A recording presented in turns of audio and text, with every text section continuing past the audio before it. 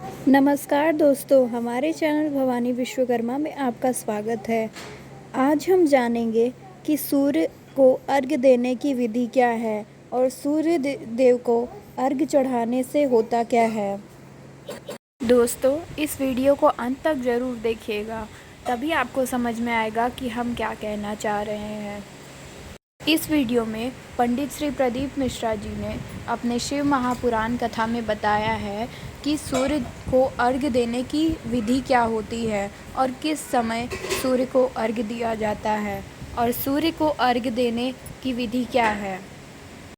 अगर आपको हमारा यह वीडियो अच्छा लगा तो आप हमारे चैनल को सब्सक्राइब ज़रूर कर सकते हैं और इस वीडियो को ज़्यादा से ज़्यादा शेयर भी कर सकते हैं।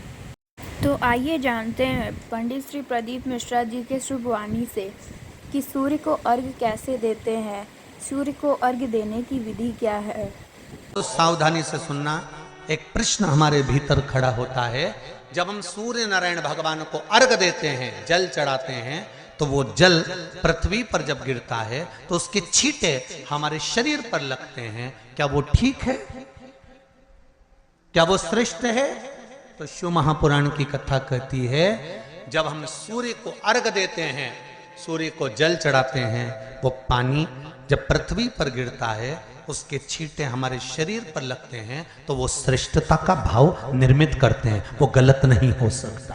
कारण अब वो भी समझ लीजिए।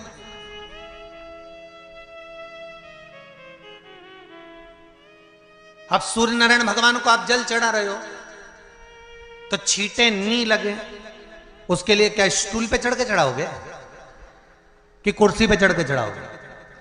अरे बोलो तो सही। अब कई लोगों के दिमाग में यह बात भरा गई कि हम भगवान को जल चढ़ाते हैं, वो हमारे शरीर में छींटे लगते हैं, जमीन पे से पानी गिरता है, वो हमारे शरीर को छींटे लगते हैं, भगवान को अच्छा नहीं लगता होगा। कौन ने कहा? पहले तो उसको पकड़ के ला।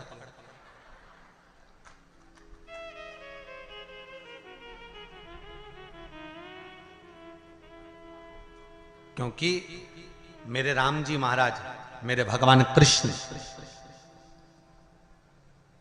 बड़े बड़े संत, साधु, सन्यासी, तपस्वी, साधक, उपासक जितने भी हुए, जिन्होंने सूर्य की आराधना करी, इन्होंने टेबल पे चढ़कर या कुर्सी पे चढ़कर जल नहीं चढ़ाया। इन्होंने पृथ्वी पर खड़े होकर ही, क्योंकि पृथ्वी तत्व के देव हैं शिव।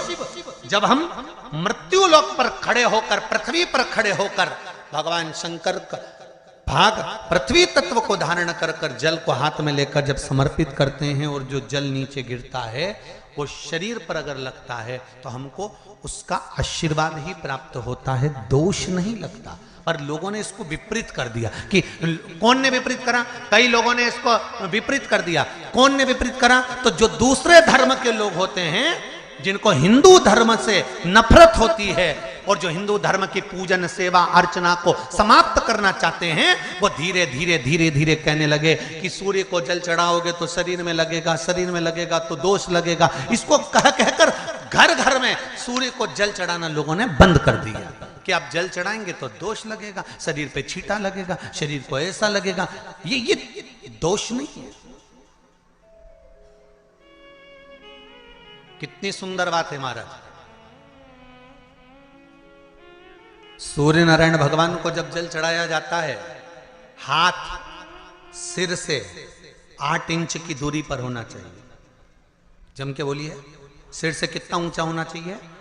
8 इंच ऊपर अपना हाथ होना चाहिए मस्तक से सूर्य को जल चढ़ाते समय।